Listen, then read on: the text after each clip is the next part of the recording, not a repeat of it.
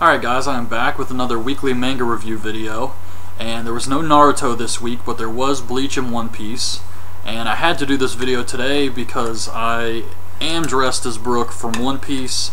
I even have my cane sword here, which really isn't very handy because it takes forever to unscrew this thing, so it's not like you can just pull it out quickly or anything like that. But anyways, on to this week's chapters. I liked One Piece because I enjoyed the fight with Zoro, Tashigi, and Monet. However, in Bleach, I don't know what the hell happened in Bleach this week. It was just all over the place, really. Just kind of a strange chapter.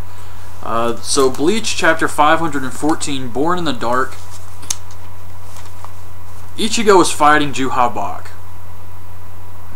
and his Quincy powers have been awakened, apparently because that jail Opie put him in.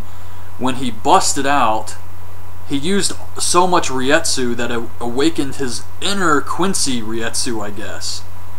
I don't know, it's really strange, but that's what happened apparently. And Juha is explaining this, and Ichigo says, "I'm a Quincy," and he says, "You didn't know much about your mother." So I guess she was a Quincy. So Juha is trying to fight him. He wants to take him back to the Vandenreich to re-educate him. And while they're fighting, he has to stop because this weird shadow stuff starts to come all over him, and it was really weird. And apparently there's a time limit on how long they can be away from something. I can't remember what they called it, but some type of shadow stuff. If they're away from it for an extended period of time, I guess he loses his powers. And he starts to say something about Aizen and how Aizen messed up his sense of time.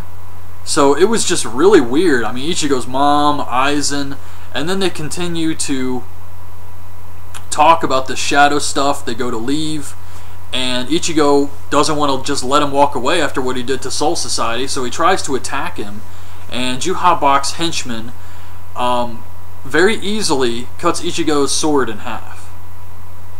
And Juha turns and says, "I'll come back for you, Ichigo, my son born in the dark." So Juha might be Ichigo's father? Is that what I'm supposed to take from this? So yeah, in one chapter it's like Ichigo's mom, something with Aizen, Juha may be his dad, these Quincy powers. It was really weird, and it felt very random to me.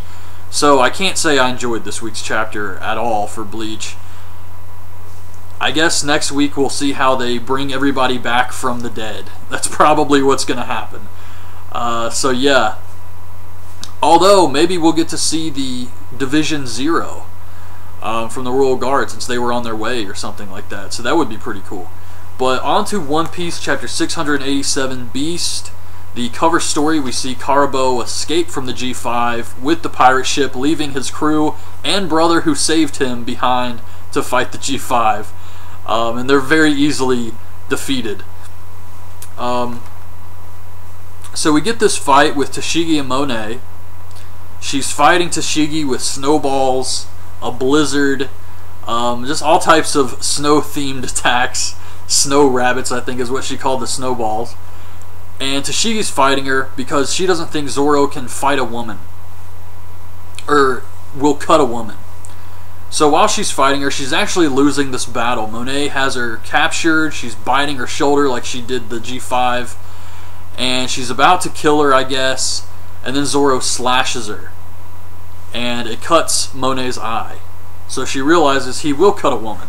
And he says something about how, can you take a wild animal and say that it will never attack you? No. And so he goes to cut her, and cuts her in half. However, she is a Logia user, and he didn't cut her with Haki, so she can actually form back together. However, she's so scared because now she realizes that he could have killed her with one strike if he used Haki, that she can't form all the way back to normal. She's got like half a head down here, half up here. So that was kind of strange, and she's still trying to attack Tashigi and Zoro, but Tashigi finishes her off with a final strike. And they kind of argue back and forth. Zoro says, "You can take credit for this," and she says, "Why are you talking to me like you're one of my superiors?" And he says, "Because I am superior." So that was pretty funny, but yeah, to be able to cut a Logia user without using Haki is very impressive. And Toshigi even remarks that I don't know where the Straw Hats have been training, but they have gotten ridiculously strong. So yeah, we already knew that. I don't know who could really match up to the Straw Hats at this point. And I mentioned a long time ago when I was doing these videos, and they had just got to Punk Hazard, that the Straw Hats feel a little overpowered to me. They're just so damn strong, I don't see how anybody could beat them. And I don't like that. I mean, it just feels like even if Don Quixote shows up, they're not going to have any trouble with him. And I kind of felt like the Fishman Island arc was just to show how strong they've gotten. But even after that, I mean, they really didn't have to bust out any big moves or anything. So, I mean, Hody wasn't really a Devil Fruit user, so I understood that part. But even up against the Logia, I don't think the Straw Hats are going to have much trouble. So hopefully they do get some villains up in here that's going to actually give them a run for their money. So let me see if I'm missing anything here. Nope, that's pretty much it. So next week we should get Naruto, Bleach, and One Piece. I'm really looking forward to those chapters, to see what the next battle is going to be in One Piece, to see what happens in Bleach, and I guess we're going to get the Kakashi versus Obito fight next week in Naruto. So anyway, that's my review of this week's chapters. Hope you guys liked this video. Leave your thoughts on this week's chapters in the comments below, and thanks for watching. Bye.